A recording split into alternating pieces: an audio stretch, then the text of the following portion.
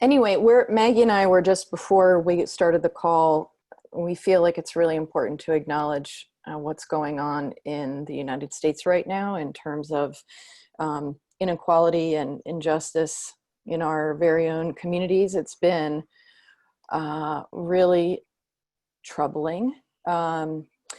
And so just to sort of lay out there, we may all be feeling quite burdened today. So for those of you calling from other parts of the world, we're having what are being labeled as riots in the United States in response to African Americans being killed, murdered by police, unarmed. And like we haven't had enough of those situations, it keeps happening. And so we're incredibly distraught by that. And it's coming into the meeting today, right?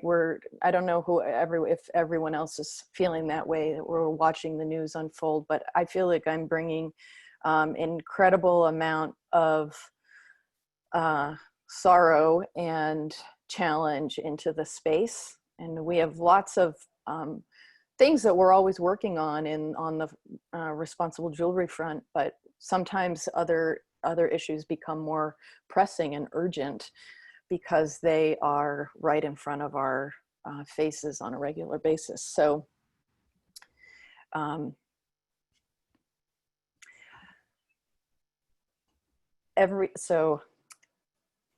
logistics, every time I try to add Christina, she just keeps popping up again and again.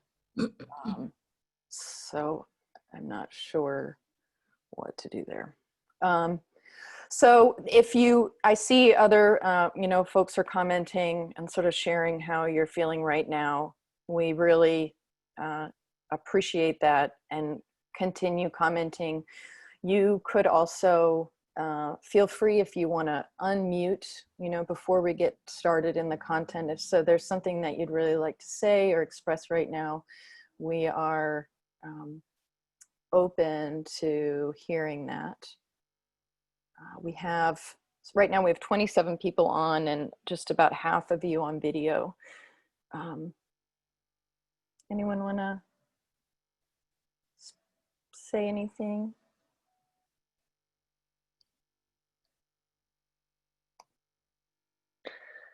Yeah, I just saw Bob Goodman in the chat say we need to speak out, and I would just echo that.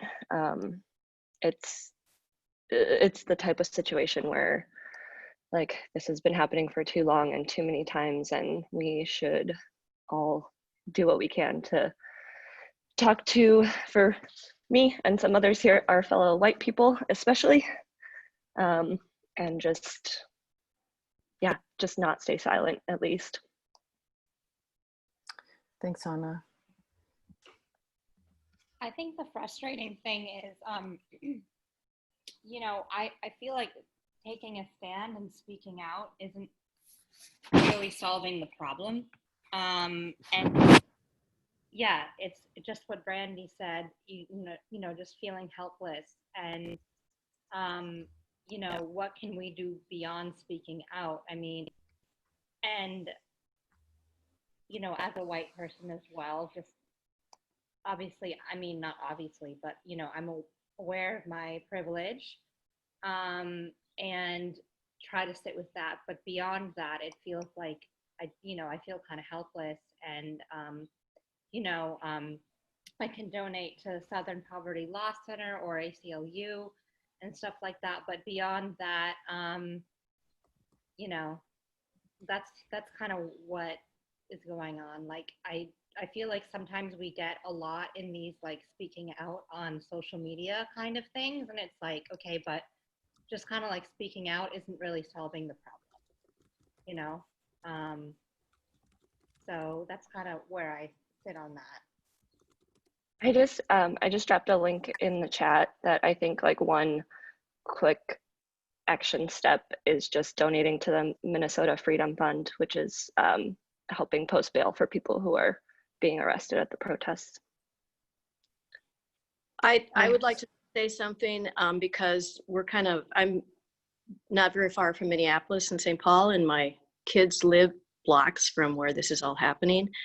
And I think what we all have to realize as white privileged is that we have to just stand up.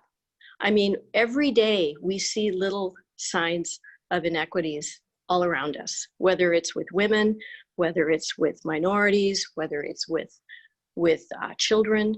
And I think that's going to be what it's going to take, is that we all just are fed up and we stop it and we say things and we go stand by people. And it's just amazing what's going on right now. And the poor people that are left with their burned down stores. And I mean, most of the destruction has been with minorities in their neighborhoods. And most of them don't have cars. They don't have any place to shop now. They don't have any place to buy groceries. It's like next level. It's like my state is in a war. And we can donate. Donating is super good, but it's going to take all of us to just make it stop happening. That's my thought. Mm-hmm. Can I say something? Please, Anna. Of course, now I'm not in the US, but from where I am, it's really strange to see these things happening, because it's like the 1960s coming back, and I think it is so from a distance, it's really strange that there are so many people that is so restrained that they can do something like that to other people, so that it's like that you still have these racial distances. And for me, it's really, I really don't understand how there can be so much difference still. So Yeah, and Anna, you're in Denmark. Yeah. So different. Bob, go ahead. So we posted early this morning on both Instagram, our business, Facebook.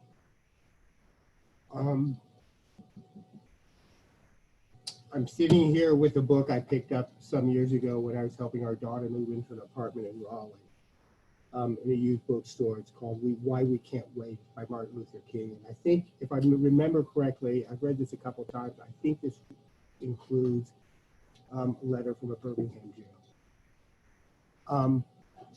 And Mrs. Crow is right. We have to. We don't have any idea what this feels like, because we're never going to be shot because of our color. We're never going to have our throats collapsed because of our color. However you want to classify that in terms of privilege.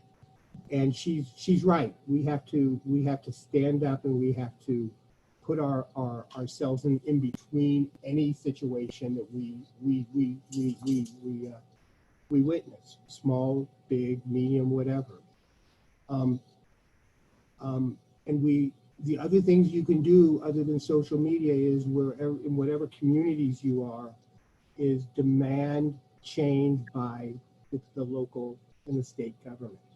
You know, in Indianapolis, we've had a number of police killings over the last 4 or 5 years. I may have the number wrong. And we support our local police department. You know, in Zionsville, Indiana, the small community we're in. And now we have a supermajority and a Democratic majority on the city county council, but they're still not getting to it fast enough. We still don't have body cams on it. And we've reached out to council people that we know and we supported in their election runs. I've implored upon them that they've got to make the changes. There's no time. There's no waiting. Every single city in the United States could be Minnesota, and rightly so, because these are the things that the people who are being treated this way. This is what they have to do. They have to go into the streets, and if you read King, the protests have got to happen, and it's a very sad thing. I was I'm only 61, so I don't remember 68. I don't remember that very well. But I have a friend who lives here in Zionsville who was one of the original members of SNCC.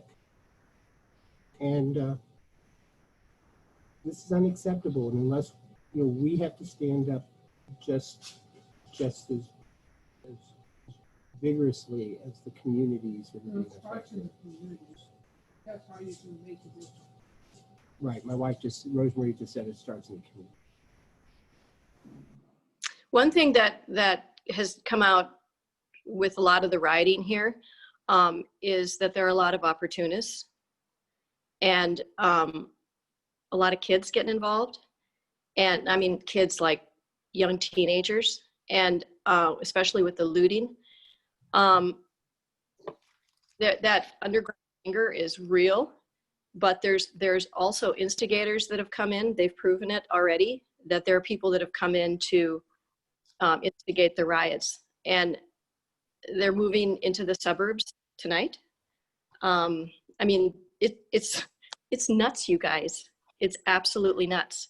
And I think the communication between the police and the mayor in Minneapolis is really bad. The Minneapolis mayor is fabulous, Jacob Frey, he's phenomenal. But the police force is wrought with problems. And the 2 of the 4 police that were arrested, no, they weren't arrested yet, were fired, have unbelievable accusations against them previously. So why are they even out, But anyway, I think after this is over, what a lot of us here are going to be doing is going into these neighborhoods and helping them clean up, helping them rebuild, helping them get their lives back together. It's pretty dire. Yeah, Susan, you sound really shaken. You're Yeah. the closest one of all, of any of us, to see what's actually going on. Yeah, keep us updated. I will. Um, I'm trying to post things on my personal Facebook page, and if anyone is friends, let me know, of showing the side of the people that are being impacted the most. People that have to live with this fear every day. That's kind of the stance that I've decided to take as far as what I put out there, telling stories. okay. So Thank you. Yeah, thank you. And we have, I just wrote a message to Jordan, who's here on video, and he's new to the community. And so I just want to, before we sort of segue, I wanted to give Jordan a chance to say hi. Hi everyone. Can everyone hear me? Okay. You sound great. Cool. Well, first and foremost, thanks Christina for letting me speak right now. I think this conversation is very important, and I think it's great that we're having it. My name is Jordan. I am currently a master's degree, dual degree master's candidate at Penn at the Wharton School and the Lauder Institute focused on international studies. I've been super keen into this group because I'm actually building a startup right now focused on the artisanal diamond sector and connecting artisanal miners to the global market. So essentially what our premise of our business is and how we're structured, we essentially form partnerships with artisanal mining cooperatives in Liberia, and we kind of act as their conduit and partner in international markets. So we act as a dealer and exporter. We do all the boots on ground stuff for diamond verification. We're in early talks with Levin Sources and Rivera to kind of build out a tech portion of this, so there's systemized traceability for these artisanal diamonds. And then on the back end, we value additive services, and then we give a percentage of the polish value back to these mining cooperatives. I'm originally from Liberia and the Ivory Coast myself, and so this is actually a passion project that kind of blew up and became a whole different venture, and just evolved over time, just because it was super fascinating to me how these communities would mine, tens of thousands of dollars or millions of dollars worth of diamonds every year, yet, they really have nothing to show for it. And, some of these diamonds are substantially large in size. It's not uncommon for you to hear, oh, there's a 15 carat that came from this village or a 45 carat that came from this village. And yet it's completely ridiculous how, there's nothing to show for it. So I felt like we could really make a change there. And so that's kind of what we're doing. I do know Diamonds for Peace. I know Chie. It's tricky though, trying to think about, we do want to work together, but we still haven't figured out, the best way to do it.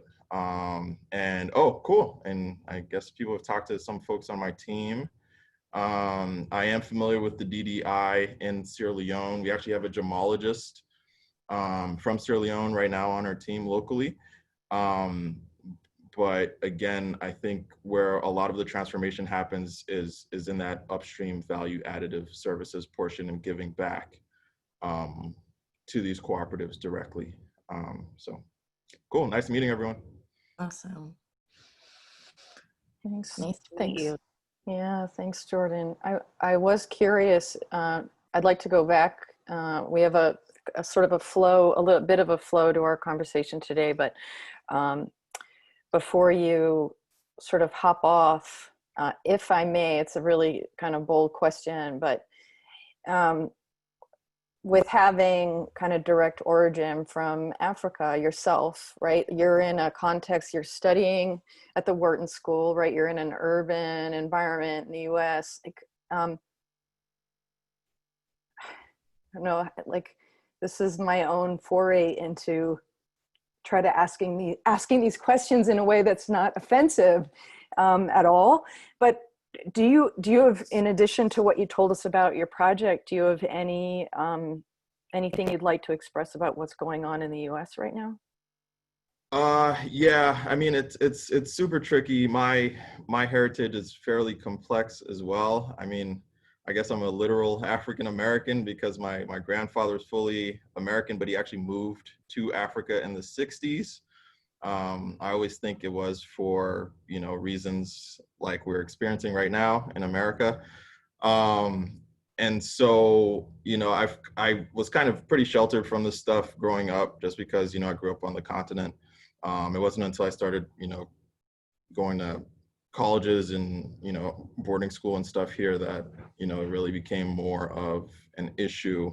I think it's really tough. I think people of color have struggled with this for a long time, and it's something that, that hasn't really gotten better, in my opinion. But I'm hopeful that, with better leadership, starting at a grassroots local level and allies that also care and are willing to, help really make a change and make things more equal for all, that things will get better. Oh. Thanks. Oh yeah. Oh, before I hop off here, another thing with our startup with Antares Diamonds, we want to supply jewelers directly and tell the story of, these mining cooperatives and the miners involved, because we think that we can drive more traffic to your stores that way. And, we also believe that, customers may be willing to pay a slight premium for this product that's ethically sourced with social impact. So. Jordan, can I ask a question? It's Ed from London here. Hi. Where are your diamonds cut? Liberia. Oh. That's bold. Yeah, I mean, home court advantage, right? So geographically speaking, Liberia, Sierra Leone, and Guinea are on the same geological craton, but because of, the war and stuff in Liberia, it's highly underexplored.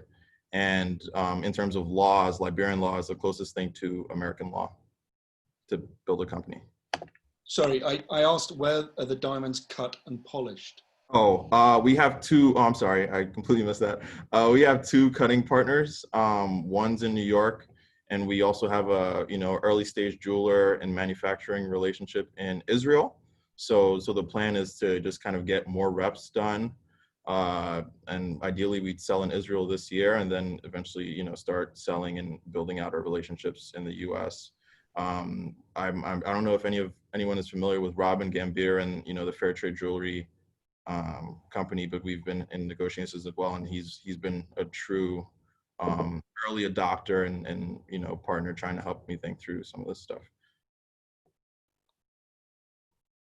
Did you say you wanted to sell these through retailers too? Yeah, so we want to get as close to, you know, the retailer and the end consumer as possible. I think, you know, that's where a lot of the value is created. I think that's where a lot of the end consumers want to really go in store and experience, you know, and hear the story. You know, and I'm not a jewelry manufacturing expert, so just getting as close to downstream as possible, I think, is where a lot of the value add could be for all players in this business. Do you want to sell only finished good diamonds and finished jewelry, or are you going to sell loose as well? Yeah, so the plan is to sell loose polished diamonds, and for cash flow, just depending on diamond characteristics, we might even have to end up selling rough, just to keep, you know, cash flow flowing. So, can I ask what sizes you're generally finding, and what sizes polished that you plan to end up with? So for us to source out of Liberia and for there to be value, we can't source smaller than a certain size. So right now that threshold is 2 carats and above rough. And ideally, you know, we keep the chain of custody through the value add process, the cutting, polishing, diamond certifications with the GIA, and then we sell loose polish, as well as provide the information behind the diamond as well. So 2 carat rough, so you're generally getting out carat plus of polished? Yeah, on the lower end. Yeah, that's right.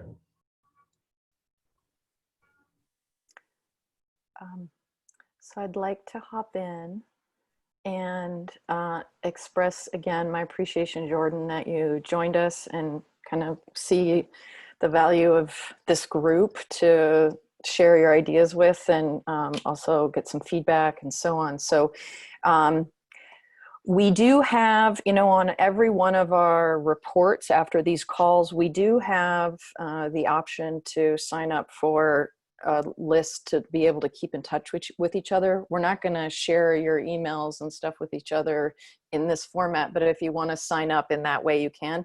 But otherwise, you can easily, through the chat function, exchange information publicly or privately if you want to keep in touch with each other on any of these topics. So use the resources that are available to keep these conversations going. Today, what Maggie and I were really hoping for, and we'll announce what's happening sort of for our next session later, but we were really hoping that this would be, today would be a day to hear back from you all on, you know, what is it that you're facing, not so much about COVID anymore, even though we know that's a very real thing, but more as you're starting to reshape your businesses and redesign, what is it about responsible sourcing and sustainability that you're working on or that you would like to learn more about? If there are particular topics that you want to share in the chat, we may get to them today, or we may use them to build discussions and information for the future. But also kind of sharing with each other what your own journeys in this space have been like, because in some other conversations that I've been involved with and Maggie has been involved with over the last month or so, we are still hearing from people that they don't know where to start. And so for us, this is also a little bit of an opportunity to gather information about where people have had success and what have they done to achieve that success in responsible sourcing and sustainability, defining it, and so on. So we thought that today we would start with Anna Moltke-Huitfeldt, who several of you know. She spoke up earlier. She is from Denmark. I had the pleasure of meeting her in person in her studio about 7 years ago. And Anna, we're hoping that you might just share, you've been everything from your early commitments with your jewelry. You had a vision for how the materials that you wanted to use and how you wanted to operate your company. And then you've since expanded your activism to continue involving more people. So why don't you tell us a little bit about your journey? Thank you, Christina and Maggie. Thank you for asking me here, and thank you for making all these meetings. As my eldest daughter said, that if it wasn't online, I would probably not have been there. So, so this is great for me, and to meet you all. I started making jewelry around the change of the millennium. And I started working with ethical jewelry from 2009 when I read an article in Time magazine about no dirty gold, and also something about Toby Pomeroy's early start with recycled gold. And then I learned about Oro Verde, the community in Oro Verde in Colombia, and then suddenly I knew why I was making jewelry. It sort of made sense that if I started working with the gold from Oro Verde, I could do something good for others instead of just making jewelry that was not really necessary to do. And so I cut out my entire collection and sold the gold and started buying gold from Oro Verde. And then first I bought in through Craig Jewelry, and then the third time I bought directly from them. So that was quite amazing to buy gold from Colombia. Also perhaps a bit uncertain, but everything went well.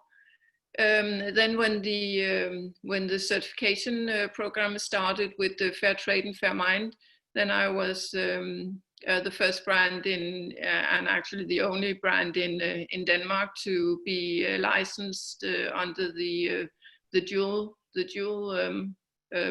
label. And then when they split up, I just went on to, I had my contract with Fair Trade International, and then I set up also with Fairmind. And in 2017, I decided to focus primarily on Fairmind. So this is like the yearly thing. And then I think that yeah, mostly for me, there's not been so much going on in Denmark and in Europe. It's been okay. It's been in the UK and in the US.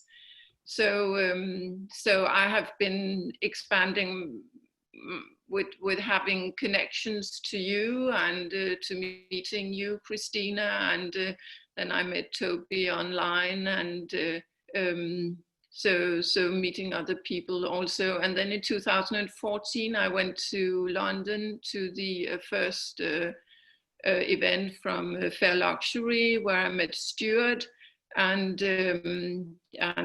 some other people. And yeah, it's just been, then you have to do a lot of networking and get connected to all the people that are behind, because it's like this is the way that we will grow.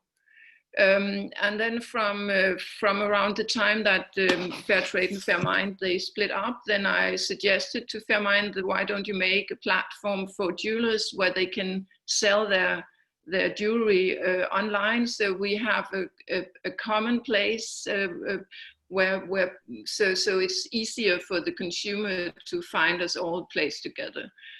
And then for some years I talked to people about it and nothing happened. So last year I did it on my own. And then I've got a fashion designer from Denmark working with me, and a Belgian jewelry designer, Saskia Schott, who's also a member of Ethical Metalsmiths. So we are now trying to build this up, have built the Conscious Jewelry campaign, and we have started a small online store for jewelers that work with gold that is responsibly mined. So that is one of the criteria. Is we don't accept recycled gold because we want to know the source, and also because personally I think for me it's important that it benefits the artisanal small-scale miners who really needs to get focus on their work and way to invest in their future. So that's a bit about me.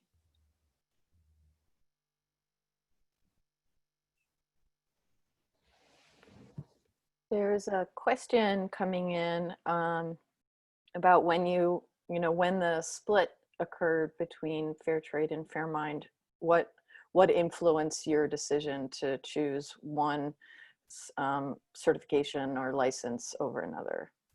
Yeah, in the beginning I supported both, and I'm still a fair trade registered goldsmith. So for instance, with chain, when I make chain like this I have here is a fair trade chain. What the reason why I chose fair mind is that because I like that it's at least that it's not so when with fair trade you have the contract that is if you're a small jeweler is fairly expensive. And I think that it's more important to pay a higher premium that goes to the miners instead of paying money to a licensee contract that supports an administration. So I thought that more would go to the miners through fair mind than through fair trade. Mm-hmm. And then maybe also a little bit sentimental that those who started Fair Mind is the Alliance for Responsible Mining, which was also inspired by Verde, and but mainly the premium. Mm-hmm. This is an opportunity to share a little bit of kind of facts about, so for those of you that have had direct experiences with either system, there's another question of how the two work. So you've, some words that it's funny, it all depends on your context and where you stand along the supply chain within the industry, how big your company is, how small your company is. So for some companies, the idea of mass balance, this is one of the questions, is the only feasible, is, like one of the ways that makes sourcing some gold from artisanal mining communities possible, right? Because you can add it to the other material that you're getting through other means. But for small jewelers, sometimes mass balancing sounds like it's a bad word. So could Christine, do you want to pose your question out loud to everyone? You want to unmute and say what you're thinking? Putting you on the spot. I can unmute you. There we go. Yep, surprise. Yeah. Well, I just wanted to introduce myself. It's my first time here. And welcome. Thank you. This is the last couple of months have been like a big crash course in responsible sourcing. I'm a goldsmith or jeweler. I'm also a gemologist and an instructor at the two schools here in Montreal in Canada. And this started with me trying to make it short, but started with me wanting to introduce the responsible sourcing aspect to my students. So now I've completely sort of waded into this universe, and I heard about mass balancing when I was in touch with Robin from Fair Trade Jewelry Company, and his choice with fair mind versus fair trade, and just with mass balancing sounds very nebulous to me. It sounds like they're cutting their gold with a regular source gold, so you can't guarantee the client how much is from certified origin and how much isn't. So it seems like a compromise that I don't know how to explain to clients. Mm-hmm. Is there any, am I wrong in what I'm assuming with mass balance product? Christy, do you mind if I? Please, Connie, go for it. So hi, my name is Conny Havel. I'm working for the Alliance for Responsible Mining, the organization that is the founder and running the Fair Mine initiative and program. And we also have the mass balance approach in our program. So I'd like to share with you what's the idea behind that, right?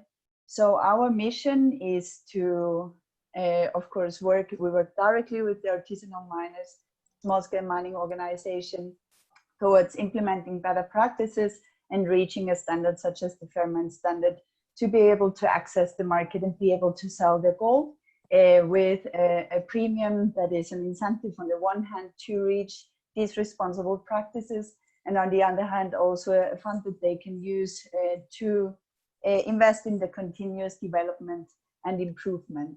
So our mission is that we guarantee this access for the miners, and that it's as easy as possible for the market actors, for the jewelry businesses, for any other gold sectors to engage with artisanal small-scale mining. That's really why Fairtrade as well as Fairmine implemented these mass balance models, because we consider and we recognize that there are different business setups with the different brands who want different models how to engage with artisanal small-scale miners. So you have the traceability model, which is really where you separate the certified gold from other gold throughout the whole supply chain. So from the miner through to the refiner, then to the brand, to the manufacturer, to the caster, and to the finishing. And then really have a 100% certified product, so that you can say 100% of the gold in this ring comes from this and that mine. It can tell the whole story, which is a powerful story. But for many businesses, it's very difficult to set this 100% traceable supply chain up. It's costly, it's time consuming. There are even, for example, jewelers often struggle in finding casters that would say that they can make the separation, right? So so you need to decide as a jewelry business, okay, I would like to engage, but I can't engage. So then mass balance is a possibility for you. So that you say, okay, I still want to buy this Fairmine certified gold. There is a supplier which I know that buys from these and that mines. But my caster, for example, isn't able to separate it. So I send the gold to him, he mixes it up with the other gold and gives me back my jewelry. So in this case, you can't say that your jewelry is made 100% of Fairmine certified gold, but you still make the same contribution because you buy the same amount of gold, you buy at the premium, you give back the premium to the mining organization. So the impact in the territory is the same, but the claim that you can make is different, and which works for some companies because they just want to say, okay, I buy recycled gold and certified gold, and I make a claim on my company level and say, okay, 60%, or let's say 50-50, 50% of my gold is recycled gold and 50% of my gold comes from Fairmine certified mines or from certified mines. And as such, they guarantee to the clients that they have responsible, ethical gold sources, but they don't make claims like on a product level. You don't have this 100% traceability. So these are really two models that should increase the possibility for the market to engage with artisanal small-scale mining, which we know often is a complicated task. It certainly is. I'm trying to figure it out for my own business, to be able to go through this process to then be able to explain it to others. So yeah, it's something definitely to manage. Thank you. I have a question to, sorry. I have a question to Conny then. Go ahead, Yeah? Anna. Mhm. Okay, so when you talk about mass balancing, why actually don't you just do only that? Because there is an added value for many businesses that you can tell the exact story, right? It's very powerful if you have a jewelry piece where you can put in a stamp I know. saying that it's certified. I mean, you do it that way, right? Yeah. You can give your client a certificate saying the gold in this ring comes from this and that mine in Colombia. It's called Jade. You have pictures. So, for example, if you're a Fairmine licensee, then you get access to a picture database and story. So you can really tell the story. And of course, that's an added value to your products. And so the claim is not that powerful, right? Because you can really transmit the story when you sell the jewelry to your customers.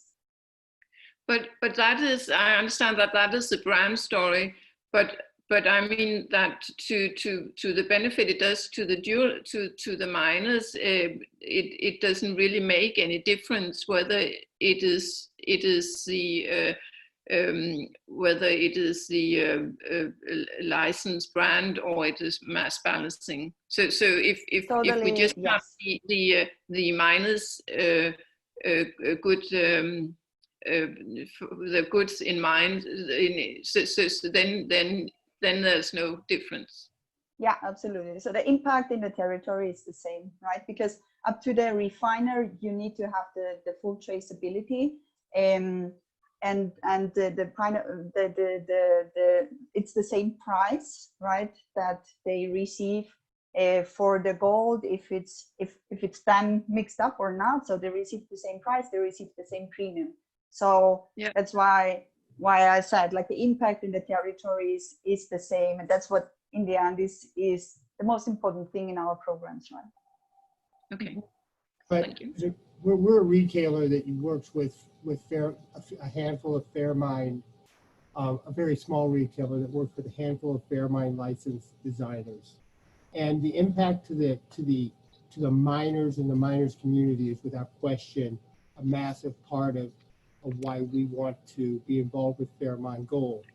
But in addition to the impact to the communities, the impact to the curve of damage and the curve of the environmental curve is another reason to use gold that is not balanced, that is completely Fairmine. And now I'm going to regurgitate something that was told to me by our consultants. That the curve, that recycling has not made the curve go down. It's just made the curve flatten at the top. And the way for us to make the curve go down is through use of 100% Fairmine or other types of gold that are comparable to Fairmine. And as a retailer in this, trying to carve a place out of this space, that's also important, because that's going to affect the lives of generations that come after us. So I'm looking for open mics, and Jared, I see yours is open. Would you like to comment? Is that a signal? Oh, sure. I just wanted to say something that just to help for people to explain mass balancing, and maybe also to their customers. It's something we interact with all the time, just in terms of like the provision of your local electricity. Like I have the choice here in San Francisco to purchase sustainable electricity. But of course, the energy mix here locally, it's actually shifting, but until very recently included natural gas and other things. So you're funding the creation of clean power elsewhere. So it's the kind of like the same idea of being carbon neutral, or carbon offsets, or like some synthetic diamond manufacturers that claim that their diamonds are carbon free, when the actual diamonds themselves may have actually been produced using fossil fuels, but they are purchasing offsets for the creation of sustainable energy sources elsewhere. It's just another way of thinking about it, and something that we all interact with quite a bit. Mm-hmm. Yeah, that's a good perspective. To add, is anyone else like feeling like they want to jump in, because we can pose a particular question, or is there a thread that you'd like to continue? There are also folks on the phone that I can't see. So if you're someone on the phone and you want to speak up because you can't use the chat and we can't see your mic, we're just like, let's have a quiet pause. Does anyone on the phone want to say something?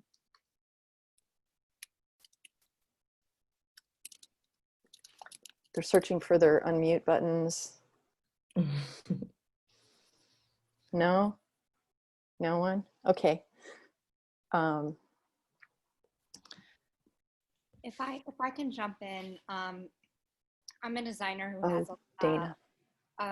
I'm Dana, and I'm a designer based in New York. I'm a Fairmind licensee, and I have two lines, and one of them uses Fairmind, and the other one uses recycled. And the Fairmind is more for, it's for everything that I'm making new moving forward. I'm doing it all in Fairmind.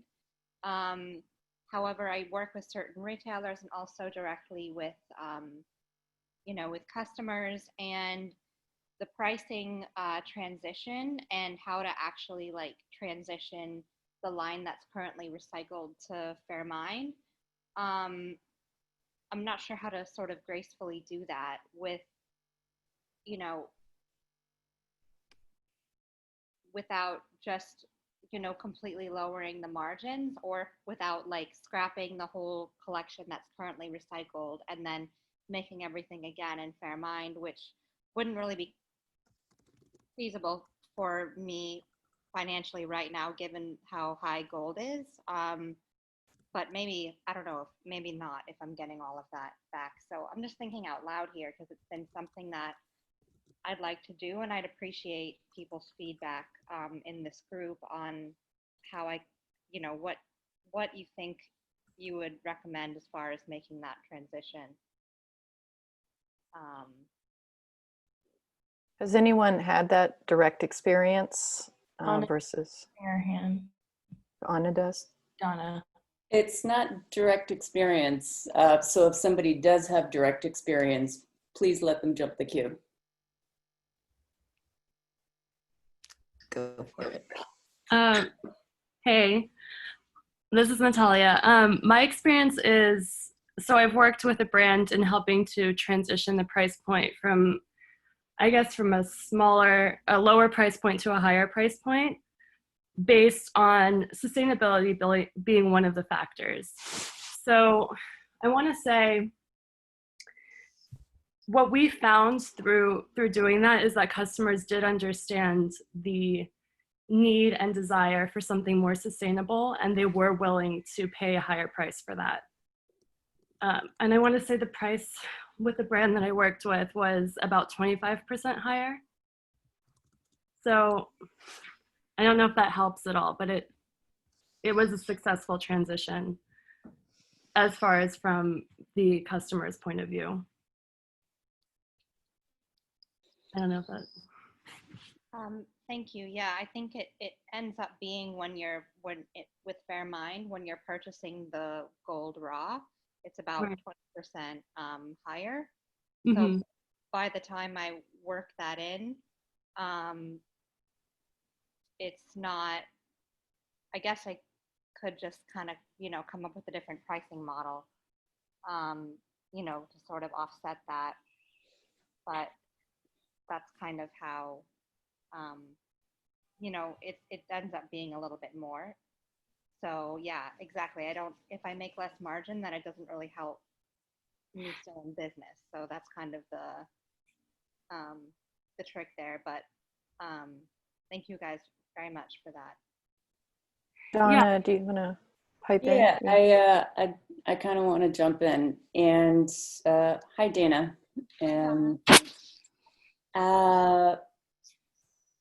what I have to say, I don't know if it's useful to you or if it's even applicable, but if I understand your conundrum correctly, it makes best business sense right now for you to keep both lines as is because of the current situation, and the challenge is to figure out what to do at the recycled line. Yeah, is that correct? How to move the recycled line, just in broad strokes. Is that more or less the situation?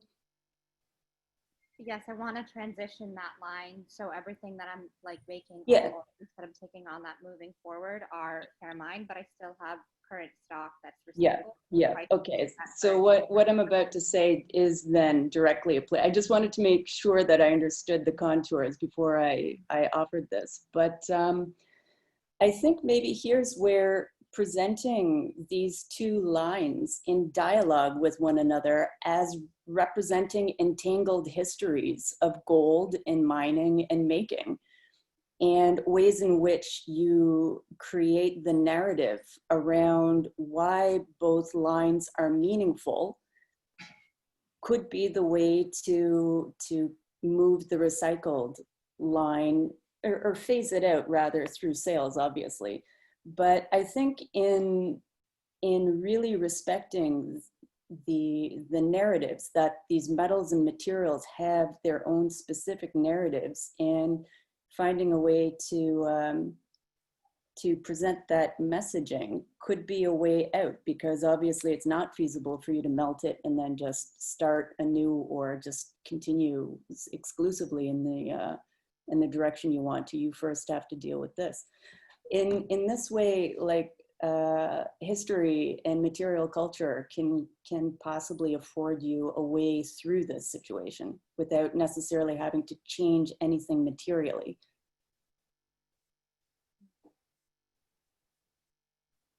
Okay, thanks. Yeah, the question isn't really about like marketing it. I still think that most customers think that recycled is better than fair mine, or frankly just don't know the difference without it being explained to them. And so that's really more like how to transition the pricing situation, and how to, yeah, I think maybe it's something that requires like just a little bit more careful thought, and maybe there's no easy way to do it. Maybe it's just something that has to be done, and it might be a little messy, but it might be worth it. No. Thanks for sharing your situation. Appreciate it. Yeah, thank you. Thank you all. For others, Dana, because we hear your story in a lot of people, so I wonder if there's anyone else on the phone that works that balance between recycled and then responsible, artisanally sourced gold, because you can do so many things with how you source the material. It's on the other end too. I think it's a lot about the story that you tell, like Donna, in a way that Donna was just saying, where if you were to, I mean, you're talking about the sort of the micro logistics of the financial structure, which could be unpacked further. But one of the things that's happening is when we put, this is a question I have, and it's an observation, but we see a lot of jewelers that they're coming to a sale. I've got wedding bands to sell. I've got wedding bands that are this price made out of recycled, and I've got wedding bands at this price made out of fair mined or fair trade or just gold, or any number of options. And then the customer is forced to make a decision, and oftentimes that decision is based on price. in reality, we do need all the solutions. We need the recycled solution. We need the mass balance solution. We need the direct from the mine solution. We need all of those solutions to create a clean, responsible supply chain for gold. So is it important to you, to anyone, I'm not pointing at Dana, is it important to you to have, where is it important to have the option for you, for your customers? Is it important to have the option between, well, I've got these 3 different styles, they're all made with fair mine gold, they provide this benefit, this benefit, this benefit, this benefit to your customers, this is what I have? Or is it important to say, I've got this style of ring in 2 kinds of metal, and I've got this style of ring in 2 kinds of metal, and all of the ones in this one are cheaper than the others. So if somebody who's got a little more real time, like I've navigated this space in a sales moment, I'd love to hear you explain that. I kind of have a little bit of experience with that. So I have a line of wedding bands that are to be ordered, and I give people the option of course, white gold, yellow gold, rose gold, but all of my 18 karat, I don't offer recycled 18 karat. It's fair mined 18 karat yellow.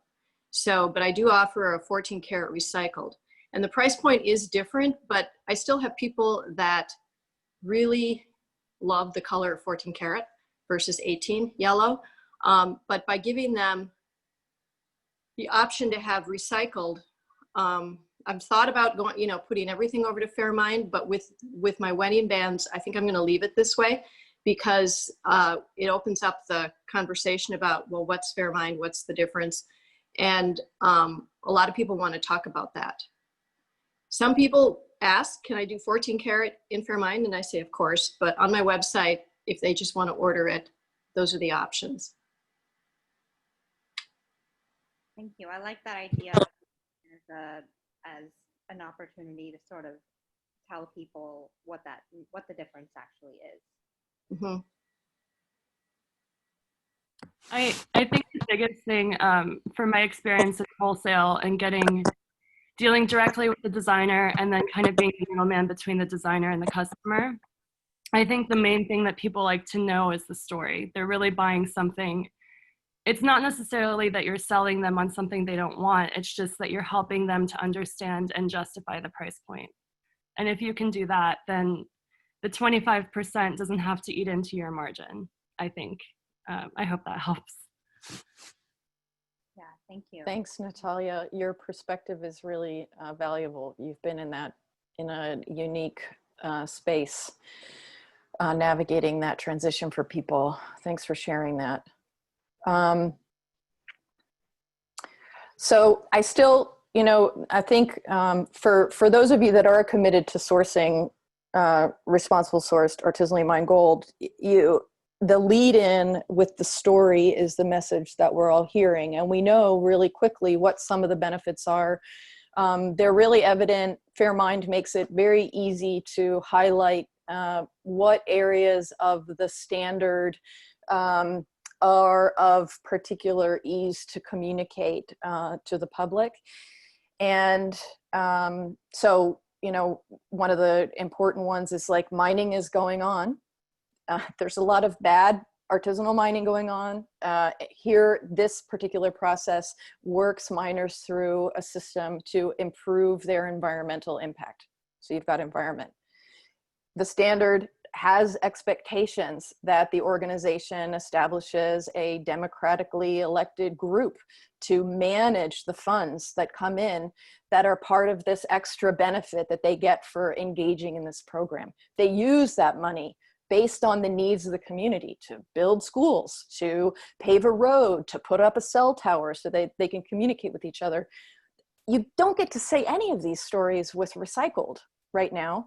And eventually that stuff is going to be part of the recycled system, anyway, right? So they are mining gold.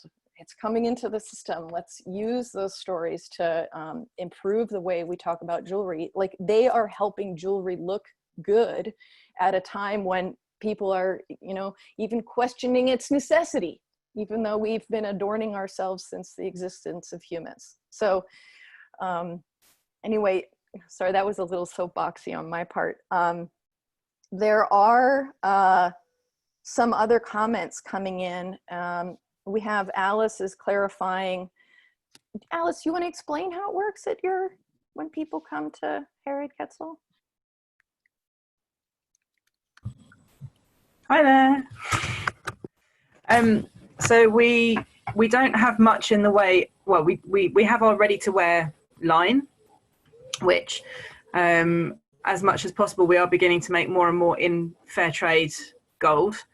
But we offer both fair trade and recycled to our customers, because actually everything that we make is on a one-off basis in terms of engagement rings and things like that.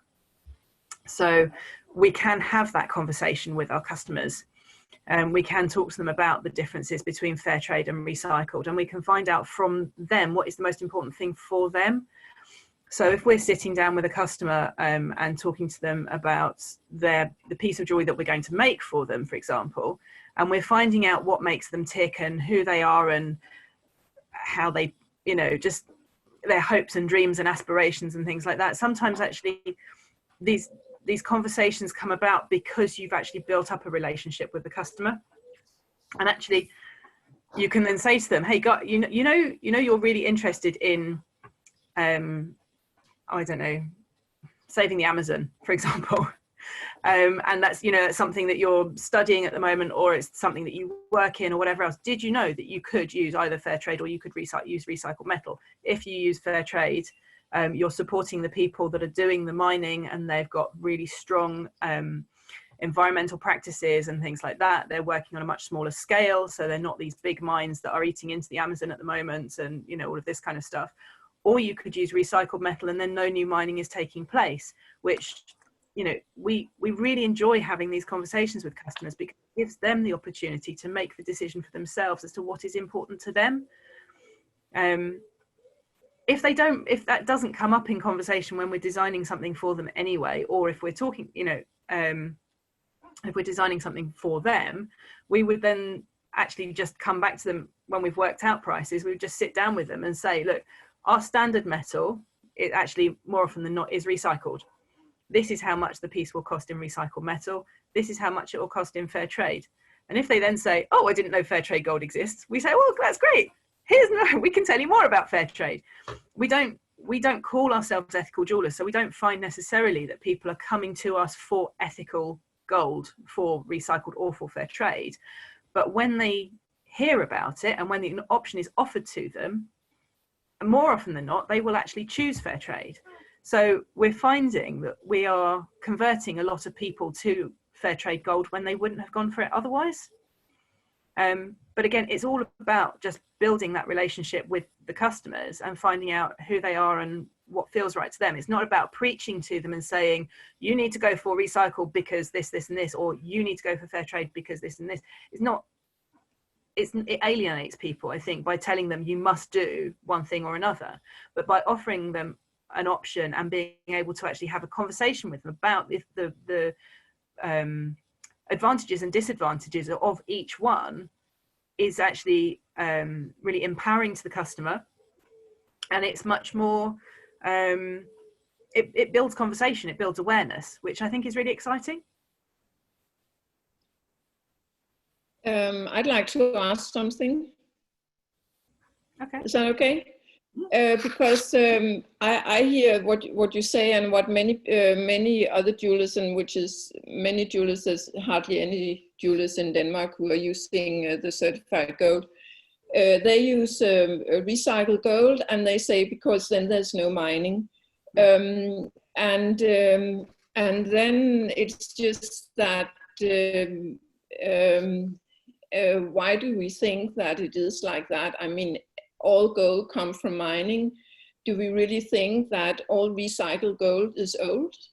Because that is, I mean, after I've read about it, we also know that a lot of the recycled gold come from casting. So it's a pre-consumer metal that may come from anywhere. And after I did a course online that is called Environmental Peace Building about about the difficulties in Colombia during the Civil War and other places, also in the Amazon. And there was this Thomas Lovejoy that Christina interviewed last night. And he said that what is happening in illegal mining is that the groups come in, they mine illegally, then they just they send the gold to the Middle East where it's refined, then it's sold to Asia, to China, to India. It's made into jewelry. It's sent into Europe and to the US, and before you know, it's in the recycled gold. So that is just that. I think that telling the story that the recycled is no mining, I think that we have to make that more. Tell the broader story of what it can actually be, because otherwise it's like, okay, many consumers, they think, well, I choose recycled because there's no mining, everything is old gold. Yeah, so we don't ever say that there's no mining involved. We say there's no new mining involved. But we do talk to them about where that gold is coming from. We do say, you know, it could be post-consumer, it could be from the jewelers' benches, it could equally be dental, you know, it could be, you know, stuff that has been recycled from, it could be old gold teeth, you know, which could have come from anywhere. So we are very clear about that when we talk to our customers about it. And I think that's why we build up, I think we build up a very strong relationship with our customers, because we are honest. We don't, you know, we're not going to say, oh no, well, there's definitely no new mining and it's not going to hurt anybody and things like that. But we are, you know, we talk to them about it because there's pros and cons for both. And we trust our customers with the intelligence to actually be able to make their own decision rather than preaching to them about it. And I think because we're not deliberately targeting people that want fair trade or ethical jewelry or whatever else, it gives us the opportunity to introduce that to more people. And hopefully, even if they don't, you know, even if they don't buy something from us, even if they go away and they ask questions somewhere else, or if they talk to their friend about it and say, oh, I heard this thing, you know, it's giving people the opportunity to talk about it and spread the word. You know, it's a bit evangelical perhaps. We're trying to change the world slowly, but not by necessarily converting the person in front of us. You know, we're giving them the opportunity to make their own decisions, I suppose. Yeah. I think we just each of us do it the way we want. Absolutely. And I think that's the best thing we can possibly do. Exactly. This is something that's been on my mind a lot.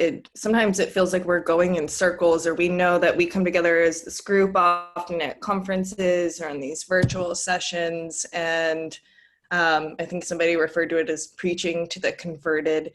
There's such a need to get out of our circle and connect everything we're talking about to some of the bigger movements happening, the bigger sustainability movements with other products, especially in sustainable fashion.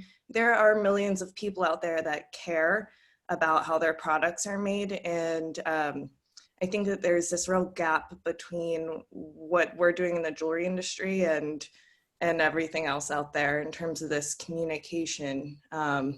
And so, yeah, I want to kind of open that up and see if, you know, you're talking about these stories and how you communicate with your customers.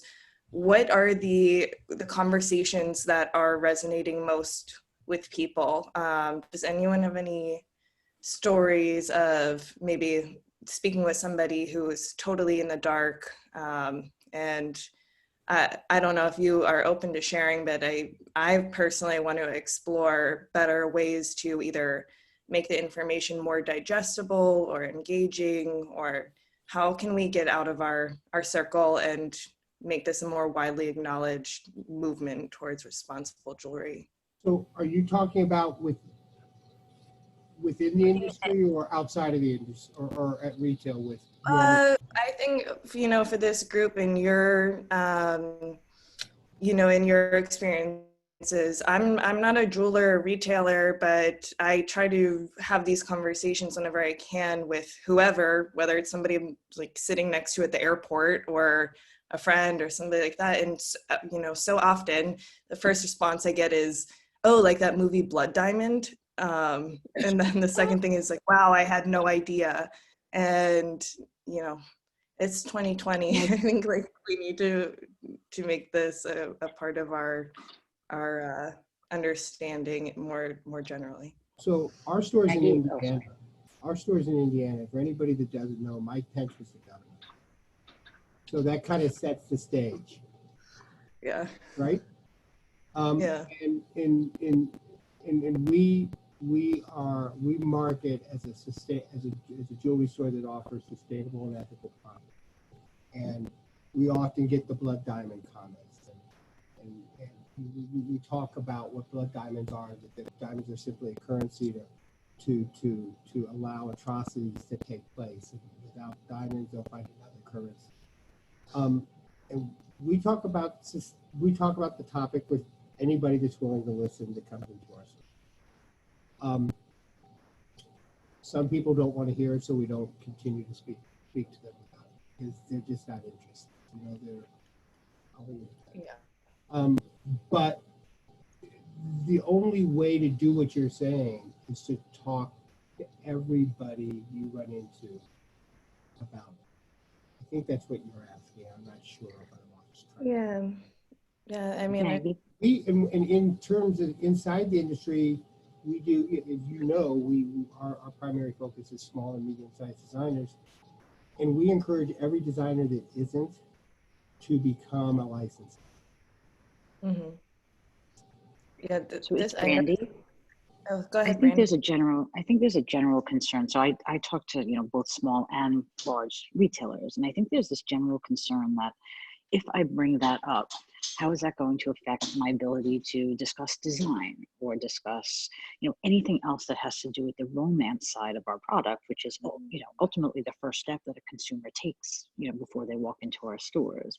And so first thing, I think, as simple as it sounds, is to start talking, you know, putting the two together in that initial conversation, you know, about the design and what kind of personality do they have and what are they, you know, looking for in style, and incorporating this ethical messaging in that as one kind of one pitch versus separate things. It's sort of my 2 cents on that. Thank you.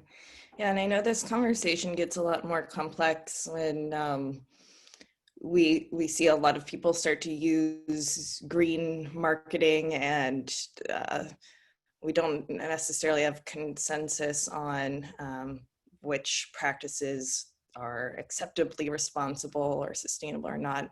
So there's a lot more to this conversation, but I appreciate you all sharing, you know, what's working with you. And you see, we're getting some comments. The blood diamond film, still that comment happens all the time.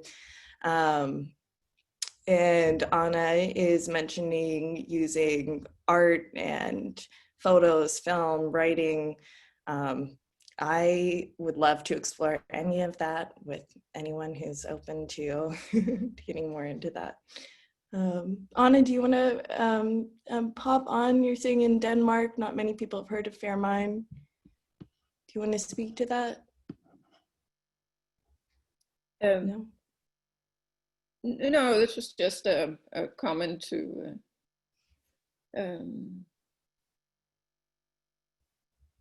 Okay. Okay. No.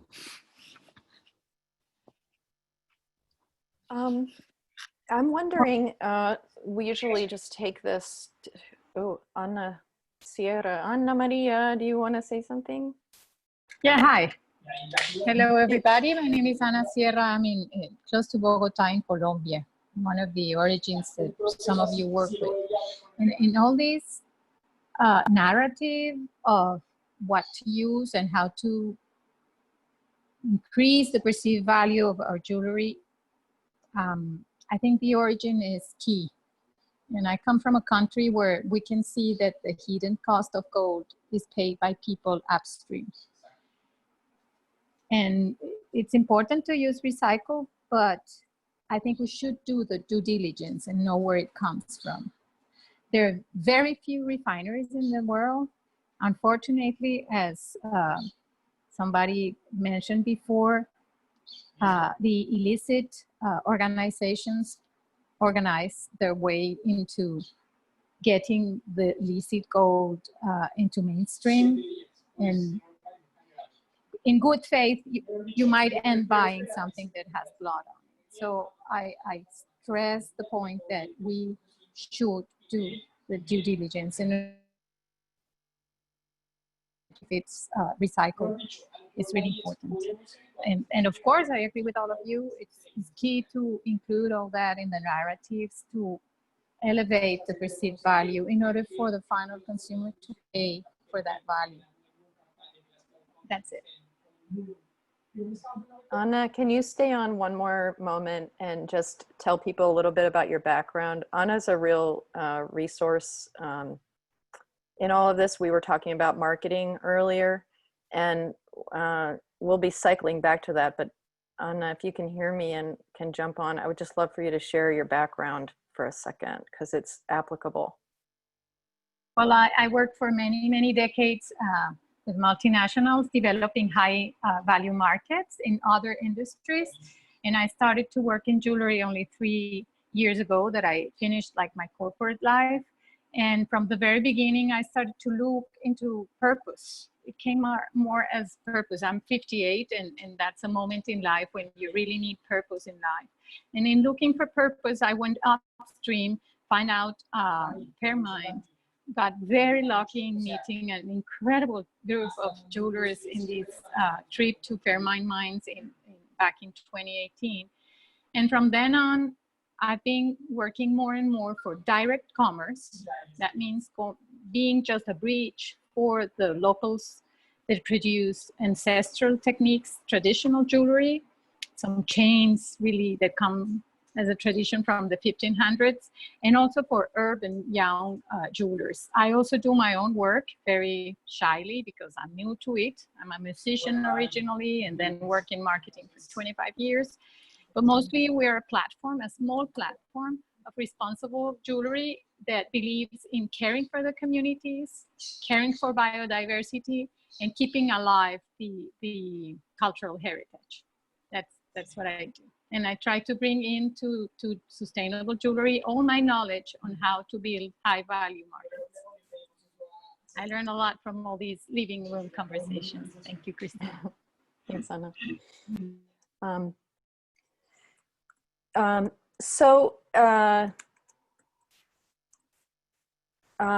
To kind of bring this to a bit of a close, to wrap it up, we have a couple of things that are sort of important to announce. We're going to be shifting the living room sessions from twice a month to just once per month. So the next one to put on your calendars is, it's going to be a Friday still, but it's June 26th. So a month from today, same time. We'll send out invites and do the email updates and so on. There continue to be, and Dana just indicated, there are Instagram conversations that are happening about these topics. There are webinars galore about these topics. You can kind of you can find webinars that are talking directly with in-country mining ministries and mining companies all over the world, to country-specific issues, to learning just about what's happening in conflict-affected and high-risk areas, where they're dealing with minerals and gemstones fueling rebel groups or going through corrupt channels to fund governments illegally. So you can, right now, there's an opportunity to get as expert on this, on these topics as you could possibly desire. There's so much information out there. So we're gonna kind of slow it down a little bit, because we need to figure out how to best serve you all in this next phase in the kind of work that we do. So that's one of the things we need to sort of pull in a little bit. Maggie and I and figure out what are the tools that are really going to serve you, that are going to be useful to you going forward. We know who our guest is going to be on the next session, and because for lack of a better technology, we've got Pauline Mundia, who is part of the Zambian Women Miners Federation, or Federation of Women Miners of Zambia. Forget how the order of the words go. Maggie and I interviewed her last week, and we're just like blown away. I mean, this woman started out as a secretary, became an amethyst miner, and now has employees, and she's risen in the ranks of Zambian women, leadership in mining generally in Zambia, and she's brought women with her and gained recognition for women in this space over decades. She is lovely, so we're really looking forward to having her on as our guest next time. So let everyone know if they want to join. She's one of the people and projects we're going to be getting to know a little bit better. Maggie, is there anything I'm missing that we were gonna highlight? Okay. No, I think it was really nice to just have one of these sessions that was a little more freeform and get to hear from everyone. And I hope that we can keep up this kind of community style discussion. I guess the only thing I would add is that Christina and I have been enjoying doing these 30-minute complimentary consulting sessions. They're just, a half hour of talking about whatever your questions are, kind of business needs, and we do a follow-up email. So we were gonna just do that through June, but we're gonna extend it a little longer. So if you wanna have just a one-on-one conversation with us, please go online and just schedule. Additionally, we got a couple of questions in via email that we didn't address the specifics of. Anil, I'm not sure if you're on the call. I'm looking at you as I say that we didn't get to all those questions because they're very in-depth and something that we kind of need to get to one-on-one. So we'll save that for another time. And the other thing I wanted to let you all know, this is sort of gonna kind of throw a new shape into all of our work, is really trying to protect the Amazon to the best of our ability. I mean, it's being decimated by agriculture as the primary culprit, but artisanal gold mining in that particular space is especially causing a special hardship, and it's bringing violence and disease to indigenous communities there. And so we've taken on kind of the consulting director role of the new campaign called the Clean Gold Campaign. And it is under the umbrella of the Amazon Aid Foundation. And what I hope by us taking on this role is that we can start to shape more of consumer awareness about the issues as well as the solutions. So this would clearly point to Fair Mine certified material, Fair Trade certified material, Just Gold data programs underlying, advocating for traceability, not settling for not knowing where your gold comes from, sort of creating an appetite among consumers to ask and to know. And so the campaign is a push and pull between both of those things, right? How do you get into the minds of consumers? And then how do you respond with solutions on the other end? So it's just starting to come to life on the Amazon Aid Foundation website. But the first ask is to join the Clean Gold Network, and that is on there. And you'll laugh because when you go to it, you'll see Christina at amazonaid.org. So we're facilitating, early interest in that network. But the idea is to grow a network of multi-stakeholders. Not just jewelers. Everyone in the jewelry community has a really important role to play, but we need the scientists, and we need the educators, and we need the makers, and we need the traders, and we need law enforcement, you know, through that whole entire system. So we don't know exactly what it's all going to look like yet, but we hope you come